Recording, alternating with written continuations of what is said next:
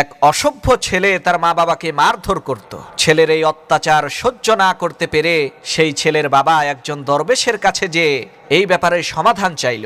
তখন দরবেশ সেই লোকটিকে বলল, ভাই, আপনার ছেলে যখন ছোট ছিল তাকে আপনি কিভাবে লালন পালন করেছেন? তখন সেই লোকটি বলল, আমার ছেলে যখন যা চেয়েছে তাকে আমি তাই দিয়েছি, তার যা মনে চাই তাই করেছে, কোনো বাধা দেইনি। তখন দরবেশ বলল, ভাই শোনেন, হাড়ি পাতিল খাদা, হরে কৃষ্ণ রাধা, বাঘ ভাল্লুক গাধা, সব কিছুর আকৃতি ধরতে পারে কাদা, কারণ কাদামাটি নরম থাকে, আর ছোট বাচ্চারা হচ্ছে কাদামাটির মতোই। কাদামাটিকে যেমন মনের মতো আকৃতি দেওয়া যায়, ঠিক একইভাবে ছোট বাচ্চাদেরকেও আপনি আপনার মনের মতো করে গড়ে তুলতে পারবেন।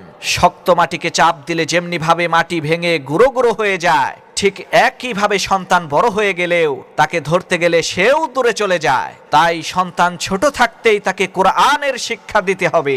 যেই সন্তানের মধ্যে দ্বীনের শিক্ষা আছে, সে কোনোদিন মা বাবার সাথে বেয়াদবি করতে পারে না।